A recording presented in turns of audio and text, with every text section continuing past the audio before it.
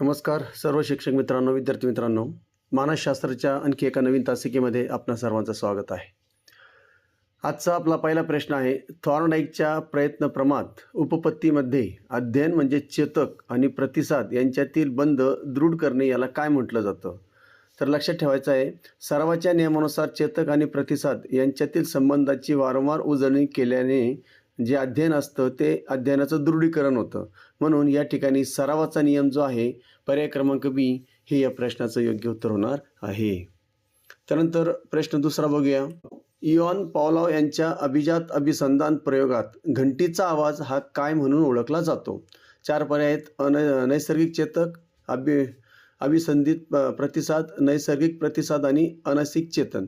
तर या ठिकाणी जर तुम्ही बघितलं, अनैसर्गिक चेतन हा जो प्रकार आहे, हा प्रकार या ठिकाणी काय सांगतो, तर घंटीचा आवाज हा सुरुवातीला तटस्थ असतो तो, परंतु अन्नाशी जोडला गेल्यावर तो अभिसंधित किंवा अनैसर्गिक चेतक बनतो. म्हणून पर्याय क्रमांक डी अनैसर्गिक चेतक हे या प्रश्नाचं योग्य उत्तर होणार आहे. प्रश्न क्रमांक 3 बघा. स्किनर यांच्या साधक अभिसंधान सिद्धांतात प्रबलनचा मुख्य उद्देश काय असतो?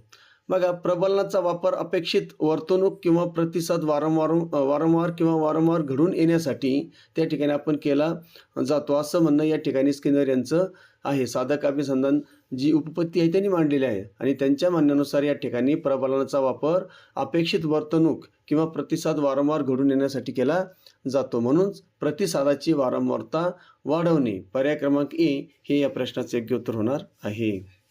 चौथा प्रश्न बघूया आपण.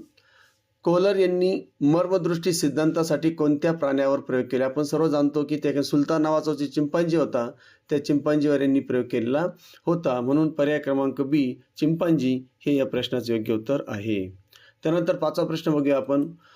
जीन पियाजे यांच्या बोधात्मक सिद्धांतानुसार मूर्त क्रिया अवस्था कोणत्या वयोगटासाठी असते? तर आपल्यासमोर या ठिकाणी त्यांनी 2 ते 7, 7 ते 11, 0 ते 2 आणि 11 वर्षाच्या पुढे असं म्हटलेलं आहे. तर या ठिकाणी लक्षात ठेवायचं आहे, 7 ते 11 वर्ष हा जो वयोगट आहे, या अवस्थेत मूल तर्कसंगत विचार करू लागते, परंतु ते केवळ मूर्त वस्तूंच्या संबंधित असते. ज्या वस्तू त्याच्या समोर दिसतात त्याच्यावर ते विचार करू लागते. म्हणून या ठिकाणी पर्याय क्रमांक बी 7 ते 11 हे या प्रश्नाचे योग्य उत्तर आहे.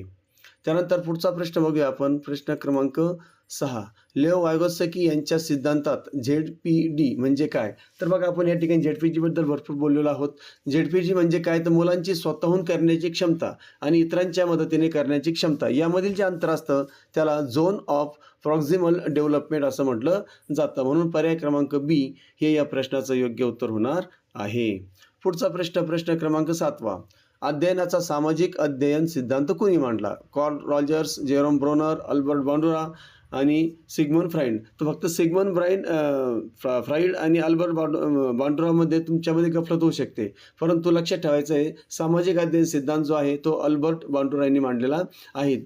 यांनी काय सांगितलेलं आहे, तर निरीक्षण, अनुभव आणि प्रतिरूपण याद्वारे अध्ययनावर भर दिला जातो किंवा भर दिलेला आहे. म्हणून पर्याय क्रमांक सी अल्बर्ट बांडुरा हे या प्रश्नाचं योग्य उत्तर आहे. 8वा प्रश्न बघा. जेरोम ब्रुनर यांच्या मते मूल आपली माहिती साठविण्यासाठी आणि व्यक्त करण्यासाठी कोणत्या 3 पायऱ्यांचा वापर करते? तर त्या 3 पायऱ्या कोणत्या आहेत? तर आहे कृती, त्याच्यानंतर संकेत आणि दुसरं काय आहे, तर कृती, प्रतिमा आणि संकेत. 3 गोष्टी आहेत, कृती, प्रतिमा आणि संकेत. तर या ठिकाणी पहिला जो आपला पर्याय आहे, पहिला पर्याय कृती, प्रतिमा आणि संकेत हे या प्रश्नाचे योग्य उत्तर होणार आहे. पुढचा प्रश्न बघूया. प्रश्न क्रमांक 9वा बघूया. बेंजामिन ब्लूम यांच्या शैक्षणिक उद्दिष्टांच्या वर्गीकरणात सर्वात उच्च पातळीचं उद्दिष्ट कोणतं आहे? 2001च्या सुधारित आवृत्तीनुसार. त्यापूर्वी वेगळं होतं, पण 2001च्या आवृत्तीनंतर त्या ठिकाणी त्याच्यामध्ये बदल झालेला आहे. तर या ठिकाणी लक्षात ठेवायचं आहे, यानुसार वर्गीकरणात निर्मिती हे सर्वोच्च पातळीचं बोधात्मक उद्दिष्ट मानलं जातं. तर लक्षात ठेवायचं, विश्लेषण आणि निर्मितीमध्येच फक्त गोंधळ होतो. तर निर्मिती हे या ठिकाणी या प्रश्नाचं योग्य उत्तर आहे, पर्याय क्रमांक बी. त्यानंतर 10वा प्रश्न बघा. रॉबर्ट गॅने यांनी अध्ययनाचे किती स्तर सांगितले आहे? तर लक्षात ठेवायचं, गॅने यांनी संकेत अध्ययनापासून समस्या निराकरणापर्यंत अध्ययनाचे 8 प्रकार सांगितलेले आहेत. म्हणून पर्याय क्रमांक सी 8 हे या प्रश्नाचे योग्य उत्तर आहे. पुढचा प्रश्न 11वा प्रश्न, अब्राहम मॅस्लो यांच्या गरजांच्या श्रेणीत सर्वात शेवटची गरज कोणती आहे? तर लक्षात ठेवायचं, स्वतःच्या गुप्त गुणांचा पूर्ण विकास करणे ही मॅस्लोच्या मते सर्वोच्च गरज आहे. म्हणून आत्मसाक्षात्कार पर्याय क्रमांक ए हे या प्रश्नाचे योग्य उत्तर आहे. त्यानंतर 12वा प्रश्न बघा, मानसशास्त्राचा जनक म्हणून कोणास ओळखले जाते? तर या ठिकाणी लक्षात ठेवायचं आहे, विल्यम वुंट यांनी काय केलं तर 1879 मध्ये पहिली मानसशास्त्रीय प्रयोगशाळा स्थापन केल्यामुळे त्यांना आधुनिक मानसशास्त्राचं जनक मानलं जातं. म्हणून पर्याय क्रमांक सी विल्यम वुंट हे या प्रश्नाचं योग्य उत्तर होणार आहे. त्यानंतर पुढे जाऊया आपण प्रश्न क्रमांक 13कडे. बहुविध बुद्धिमत्ता सिद्धांत कोणी मांडला? अल्फ्रेड बिने, चार्ल्स स्पिअरमन, रॉबर्ट स्टर्नबर्ग आणि हार्वर्ड गार्डनर. तर या ठिकाणी गार्डनर यांनी बुद्धिमत्तेचे 8, सुरुवातीला 7च होते पण नंतर 8 स्वतंत्र प्रकार सांगितलेले आहेत. तर या ठिकाणी हार्वर्ड गार्डनर हे जे आहेत बहुविध बुद्धिमत्ता यांनी मांडलेल्या म्हणून यांना त्या ठिकाणी त्याचं जनक मानलं जातं. पर्याय क्रमांक डी हार्वर्ड गार्डनर हे या प्रश्नाचे योग्य उत्तर आहे. त्यानंतर 14वा प्रश्न बघा, डेव्हिड असुबेल यांच्या मते अर्थपूर्ण अध्ययन कधी घडून येतं? तर जेव्हा या ठिकाणी नवीन संकल्पना आधीच्या ज्ञानाशी सुसंगतपणे जोडणे ही अर्थपूर्ण अध्ययनाची मुख्य अट आहे. लक्षात ठेवायचं आहे, म्हणजे नवीन जी संकल्पना आहे, आधीचं जे काय आपलं ज्ञान आहे पूर्वज्ञान, त्या पूर्वज्ञानाशी सुसंगतपणे आपण जोडलं पाहिजे ही मुख्य अट अध्ययनाची असते. म्हणून जेव्हा नवीन माहिती जुन्या माहितीशी जोडली जाते, पर्याय क्रमांक ए हे या प्रश्नाचे योग्य उत्तर होणार आहे. त्यानंतर पुढचा प्रश्न बघा, लॉरेन्स कोहलबर्ग यांनी कोणत्या विकासाचा सिद्धांत मांडला? आता लॉरेन्स कोहलबर्ग म्हटलं की नैतिक शब्द लक्षात ठेवायचा, मी तुम्हाला मागे म्हटलंय, आणि त्या ठिकाणी पर्याय क्रमांक बी जो आहे तो या ठिकाणी दिलेला आहे. आता कोहलबर्ग यांनी नैतिक तर्कशक्तीच्या 3 पातळ्या आणि 6 अवस्था सांगितलेल्या आहेत. हे सुद्धा ॲडिशनल माहिती लक्षात असू द्या. म्हणून पर्याय क्रमांक बी हे या प्रश्नाचे योग्य उत्तर आहे. 16वा प्रश्न बघा, एरिक एरिक्सन यांच्या मनोसामाजिक विकास सिद्धांतात एकूण किती अवस्था आहेत? तर या ठिकाणी सुद्धा उत्तर आपलं लक्षात ठेवायचं 8 आहे. एरिक्सन यांनी जन्मापासून मृत्यूपर्यंतच्या 8 विकासाच्या संघर्षात्मक अवस्था मांडलेल्या आहेत. म्हणून पर्याय क्रमांक बी 8 हे या प्रश्नाचे योग्य उत्तर आहे. त्यानंतर 17वा प्रश्न बघा, give me a dozen healthy infants and I will guarantee to take any one at random and train him to become any type of specialist. हे विधान कोणाचं आहे? तर हे विधान मांडणारे जे काही वॉटसन आहेत, वॉटसन यांनी पर्यावरणाचं महत्त्व अधोरेखित करण्यासाठी वरील विधान मांडलेलं आहे. म्हणून जे.बी. वॉटसन पर्याय क्रमांक बी हे या प्रश्नाचं योग्य उत्तर होणार आहे. 18वा प्रश्न बघा, बुद्धिमत्तेचा त्रिआयामी सिद्धांत कोणी मांडला? तर या ठिकाणी 4 पर्याय आहेत, Raymond Cattell, JB. Guilford, Louis Thurstone आणि एडवर्ड थॉर्नडाईक. तर या ठिकाणी पर्याय क्रमांक बी गिलफोर्ड यांनी आशय, क्रिया आणि उत्पादन असे 3 बुद्धिमत्तेचे आयाम सांगितलेले आहेत. म्हणून पर्याय क्रमांक बी जे.पी. गिलफोर्ड हे या प्रश्नाचं योग्य उत्तर आहे. त्यानंतर 19वा प्रश्न बघा, पियाजे यांच्या मते आत्मसातकरण म्हणजे काय? तर या ठिकाणी लक्षात ठेवायचं आहे, जुन्या ज्ञानाच्या चौकटीत नवीन माहिती समाविष्ट करणे म्हणजे आत्मसातकरण असं म्हटलं जातं. काय? जुन्या ज्ञानाच्या चौकटीमध्ये नवीन माहिती समाविष्ट करायची. म्हणून या ठिकाणी पर्याय क्रमांक बी नवीन माहितीला सध्याच्या स्कीमामध्ये बसवणे हे या ठिकाणी या प्रश्नाचं योग्य उत्तर होणार आहे. पर्याय क्रमांक बी.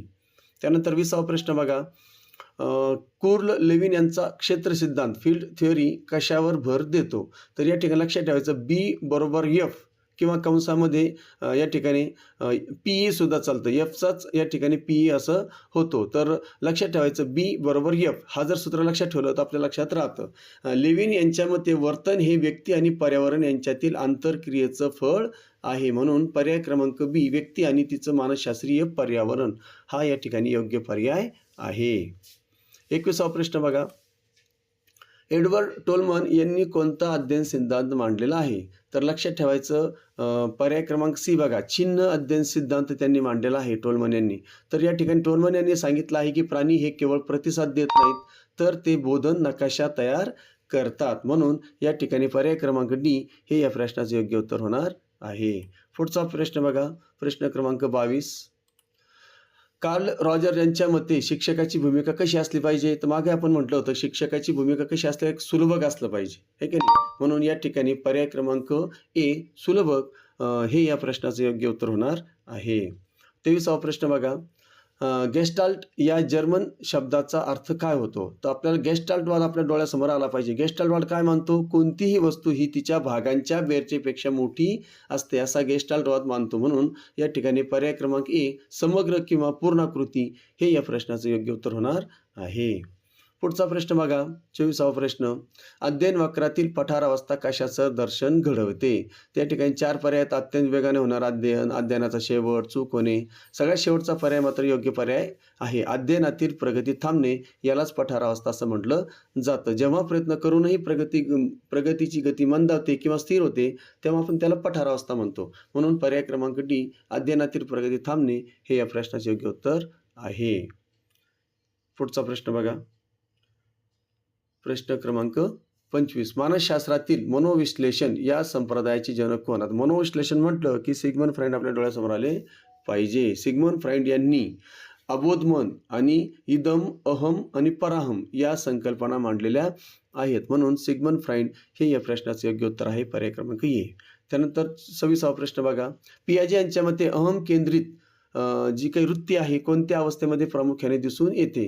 तर लक्षात ठेवायचं आहे पूर्वक्रिया अवस्था जी आहे सगळ्यात शेवटचं पूर्वक्रिया अवस्था या अवस्थेत मुलाला वाटते की जग त्याच्याच दृष्टिकोनातून पाहते. म्हणून या ठिकाणी पर्याय क्रमांक डी पूर्वक्रिया अवस्था 0 ते बघायचं आपण 2 वर्षापर्यंत ही अवस्था असते. म्हणून पर्याय क्रमांक डी हे या प्रश्नाचे योग्य उत्तर आहे. त्याच्यानंतर पुढचा बघा. थॉर्नडाईक यांच्या मते अध्ययनासाठी खालीलपैकी सर्वात महत्त्वाचा घटक कोणता? तर लक्षात ठेवायचं आहे त्यांच्या मते या ठिकाणी जोपर्यंत माणसाला भूक म्हणजेच गरज नव्हती तोपर्यंत तिचे प्रयत्न त्यानं केले नव्हते. एकदा भूक लागली की माणूस त्या ठिकाणी प्रयत्न करायला सुरुवात करतो. म्हणजेच गरजेतून आपल्याला प्रेरणा मिळते. म्हणून पर्याय क्रमांक ए गरज किंवा प्रेरणा हे या प्रश्नाचे योग्य उत्तर होणार आहे. 28वा प्रश्न बघा. पावलॉव यांच्या प्रयोगात घंटी वाजवल्यानंतर अन्न न देता केवळ घंटीच वाजवत राहिल्यास लाळ गळण्याचं प्रमाण कमी होत जाते. याला काय म्हणतात? तर या ठिकाणी लक्षात ठेवायचं आहे याला विलोप म्हणतात. पर्याय क्रमांक डी याला विलोप म्हणतात. आता त्याचं कारण सांगतो. जेव्हा अभिसंधित चेतकासोबत नैसर्गिक चेतक दिला जात नाही तेव्हा प्रतिसाद हळूहळूचा नाहीसा होतो. म्हणून पर्याय क्रमांक डी हे या प्रश्नाचे योग्य उत्तर आहे. त्यानंतर 29वा प्रश्न बघा. चार्ल्स स्पिअरमन यांनी बुद्धिमत्तेचे कोणते 2 घटक सांगितले आहेत? आता लक्षात ठेवायचं या ठिकाणी एक सामान्य घटक आणि विशिष्ट घटक आहे की नाही. या ठिकाणी जनरल फॅक्टर आणि स्पेसिफिक फॅक्टर हे सांगणारे जे आहेत हे चार्ल्स स्पिअरमन यांनी सांगितलेले 2 घटक आहेत. म्हणून जी आणि यस हे या प्रश्नाचं योग्य उत्तर होणार आहे. यांनी द्विघटक सिद्धांत मांडलेला लक्षात ठेवायचं. पर्याय क्रमांक सी. ओके. चला शेवटचा प्रश्न बघूया. एखाद्या नवीन परिस्थितीत शिकलेले ज्ञान दुसऱ्या परिस्थितीत वापरणे याला काय म्हणतात? तर आपण शिकलोय आपण अध्ययन संक्रमण म्हणतो आपण त्याला आहे की नाही. 3 प्रकारचं अध्ययन संक्रमण असतं. एक धनात्मक, एक ऋणात्मक आणि 0. तर या ठिकाणी अध्ययन संक्रमण हे या प्रश्नाचं योग्य उत्तर आहे. पर्याय क्रमांक ए. अशा प्रकारे आजची जी आपली PYQ होती मानसशास्त्रावरील ती एक उजळणी होती. मागील जे काही आपण शिकलो म्हणजेच आजचे जे काही सिद्धांत आहे आणि त्याला मांडणारे कोण होते त्याबद्दल या ठिकाणी आजची आपली तासिका होती. आशा करतो तुम्हाला समजले असेल, आवडले असेल. जर आवडले असेल तर नक्की लाईक करा, चॅनलला सबस्क्राईब करा. पुन्हा भेटूया. तोपर्यंत जय हिंद, जय महाराष्ट्र.